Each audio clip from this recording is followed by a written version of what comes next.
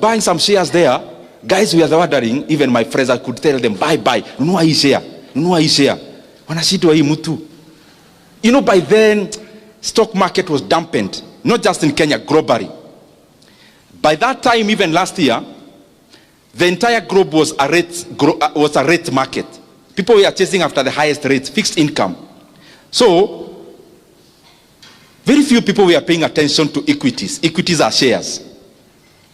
I'm just trying to say, when others are fearful, be greedy. When you see everyone is buying a treasury board, fixed income assets, because they are giving very high rates, economies are cyclical all the time. You wait where you need to wait. Wait by buying what they are not buying. And then when the reverse also happens. What am I also trying to say there? You think honestly, because you are saying we are moving from M to B. M meaning? And B? Yeah. If you start kuongea such things, they may appear differently as a politician talking about that. Now, you want to tell me you want to move from M to B, and you can't do basic analysis about your own money. Study markets, study economies. Do you know the time you invest in your day-to-day business? You know, running a business is very tedious. You think about, I'm referring to my brother a lot because I was told what he does. Mafuta, ukienda short ya 3 bob ni hasara because that's all your profit. Every time you are laboring your mind to the extreme. You also need to invest some time learning, studying threads about the economies, how do economies operate for the last 20 years, so that you have a view of how is it likely to operate for the next few years. And you can do that. You don't need professionals to do all those things. You study Kenyan market, you study South African market, you study American market. You can always predict the next time you're having a financial crisis. Even if you are not very precise, you'll not be very far away. And those are opportunities to make money. That's what I'm trying to say. It's not for exam, it's for making money. When you have, now I'm talking about business people and entrepreneurs. As you continue growing, of course you must learn to use professionals. Umeanza biashara, uwezi ajiri hata accountant. HR kuajiri, HR is your wife and you are the CEO. There is always a premium they bring, and especially structuring your business to be a corporate. Stop running a business. Start running a corporation. A corporation where, even if I needed to invest in your business, there is something I can fall back to as data. But you also need to be very obsessed with success. If those of you who like reading, I would challenge you, look for the autobiography of Elon Musk. The one written by Isaacson. I think he's called Isaacson. Those who can read. And you realize, my friends, those people, like now he's worth for over 400 billion US dollars. 400 billion US dollars. US dollars. US dollars, 400 over. US? When you read that book, then you start realizing, hakuna vitu ati utaokota tu kwa njia. You have to have an obsession to succeed. Not just at the feeling. Some obsession so that unashikilia, and especially when you had already done your basic analysis and you know what you are doing is right, you have to have some obsession. And I've seen it across people. You read about the founders of Apple, Elon Musk, all those guys I'm mentioning, you realize you need to be obsessed to succeed. Decision making. There is something I want you to always have in mind. And especially I have seen it rife in investments. I've been in stockbroking since, for example, my first year in KU. So I've seen cycles of downs and ups. And I have seen in life, just as in business, just as in entrepreneurship, here you are all employers. Me, I'm not talking to you as employees anymore. Because you already decided, those who are in jobs, you are resigning soon. I think you agreed that a long time ago. Otherwise, you're in the wrong forum.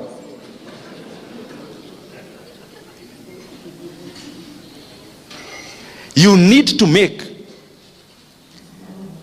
maybe a decade is 10 years. You need to make like only 4 strategic decisions in those 10 years. Instead of tiring yourself on a day-to-day decision making. When you make, and when you are making a strategic decision, never afford to make a stupid decision. Use a lot of data. Use a lot of analysis. You don't need to do that every day. For example, in 10 years, you make 4 strategic decisions, you are good to go.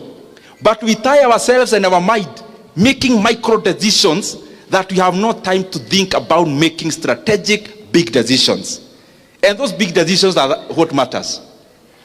Investors like the ones I mentioned, including Kenya, the decision, for example, Equity did in 2007. A company called Herio's Capital came, a private equity fund. They got 24.5% of Equity Bank. That strategic decision they made was more important than how the branch operates every day. Strategic decisions.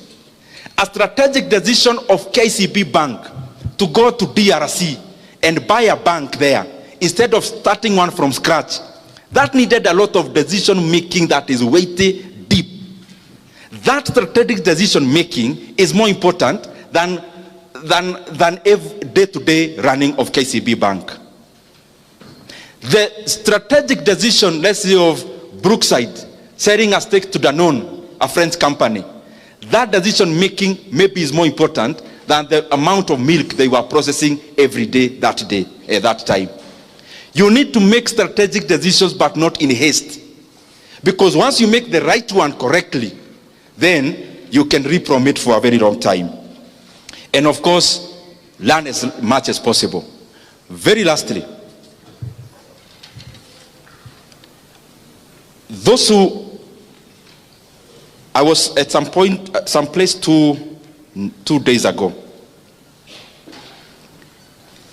and I made a confession which I want to make also now. Despite all the things I have said here,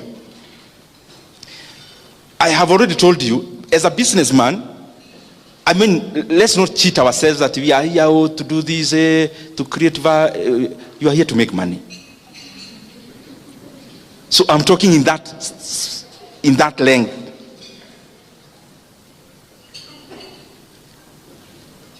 You know, when you're marketing a house, oh, I want to make good living abodes for other people. You're there to make money, my friend. Out of that, me personally, I have made much more money passively than I have made money actively.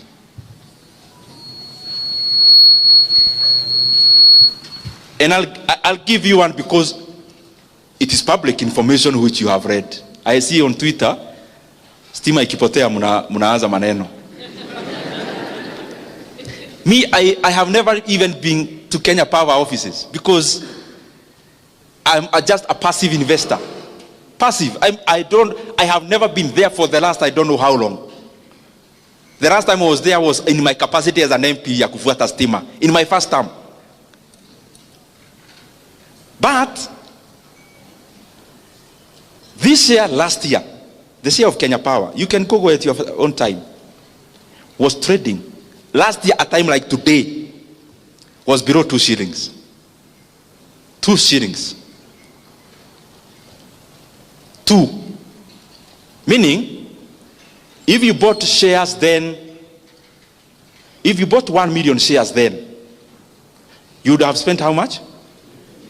2 million shillings.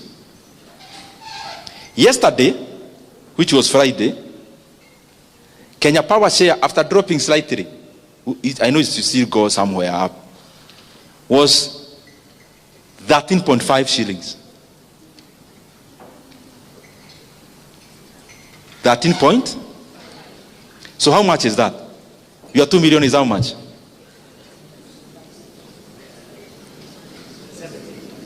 At the same, no, your 2 million shares. We say, oh yes, you are right. Your 2 million is? No, it can't be 7. Fanya hesabu, 2 million shares would have bought you 1 million. 2 million shillings would have bought you 1 million shares. 13 and a half. You know najua nikisema hii mnafikiria ni pahali it's real. Si vitu tunasomanga kama hizo nimewabia za Warren Buffett. This is real. Kenya Re shares 3 months ago. Let me even use December. Kenya Re shares in December was 1.06. Yesterday, let me say the high. Average for last week. Not too much. 3.5 shillings. I want you to do the percentage.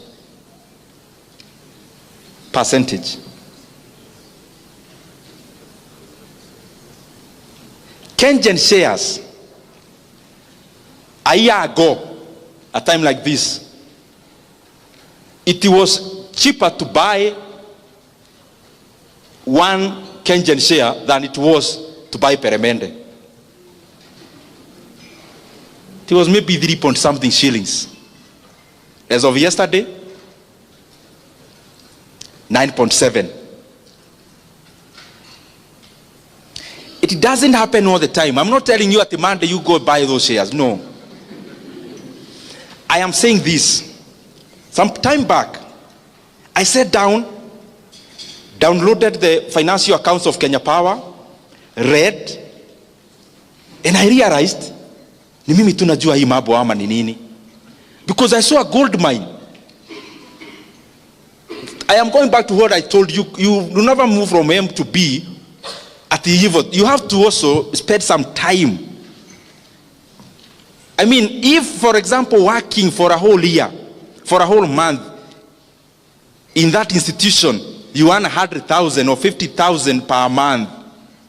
If you earn 50,000 to work for a whole month, then it means to move from that M to B. It also calls you to also engage your mind into running and data analysis. It's not so complex anyway. So I started and I saw a company had over 150 billion in sales. That is revenue. Assets were like 320 billion that time. The valuation of that company was just 3 billion in the market. Then I decided I am not consulting anyone. I am buying vile tunasemanga hapa kwetu takeri. Yeah. Yani hutaki kufikiria mimi hapa nimeona iko kitu na sitaki kujua mimi nanunua. Last year I scrutinized Kenya Re books. I realized the company is valued by that time, was valued by the market at only at 6 billion shillings. The entire company. Because when you're buying shares, me, I don't advocate for trading. I advocate for investing. Invest like you're investing in a company, not trading shares, no. So I see a company worth 6 billion, but they had declared profit that year of 5 billion net profit. Can you just imagine? Ile story tulikuwa tunasema ya Proti. Proti will take you 10 years to recover your money. That's what they say, 10 to 15. Now here there is a company which was worth 6 billion, but net profit for 1 year was 5 billion. Then I scrutinized further. I saw their cash and cash equivalent. These things are online. You can actually check. And that you don't need to be an accountant. I'm not one. I read and saw their cash and cash equivalent by then was 35 billion shillings. Do you know what that means? And then I read further, they have no loan. Hi. Then it meant to me, I can buy this company at 6 billion. If it becomes mine, the cash and cash equivalent alone, I get the 6 billion and pay the people who gave me. The whole money, the 30 billion remains free money. Anniversary Towers, which is owned by them, becomes my building. Maybe I'll have the top 3 floors as my office. Reinsurance Plaza becomes my building. And then I started, they are in 83 markets. I never needed anyone to tell me anything. I saw an opportunity there. So what am I trying to tell you? There are many opportunities you can make money passively. They don't happen all the time. That's why I talked about study how the markets move, how the economies move, so that you know when to jump. For example, in Kenya, you have had a bullish market. Shares in Aeda Jew. But they don't go up like this. They go EV. So it's your work now. Go check the companies of your interest. Study. You'll see a lot of opportunities. Let me use 2 brands you know. KCB Bank, for example. KCB Bank is valued by the market at around 170 billion shillings. The valuation of the entire KCB. Last year, they made a profit of 60 billion. So if you bought KCB, it's your bank, it will take you 2.5 years to recover all your money using only net profits. Equity Bank, for example, also. Equity Bank is valued by the market at around 211 billion shillings. But their first half year up to that year's June, was 31 billion shillings. So they will likely make 62 billion 1 year profit. So it will take you, if you bought the entire company, less than 4 years. Proti Narumoro, Proti Kamuru, Proti wapi, hiyo Proti alafu unapigiwa simu, muduraita maiga haha. I mean, then you have a home in Hapa Nyeri, another one in Nairobi. Now, because you have money, you also want a home in Mombasa to be sleeping there over Christmas. And then the entire year you have a caretaker maintaining that plot for you. Thank you very much. May God bless you. Nimemaliza.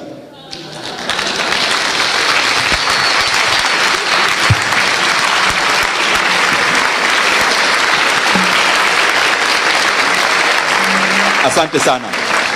You may sit. I know we are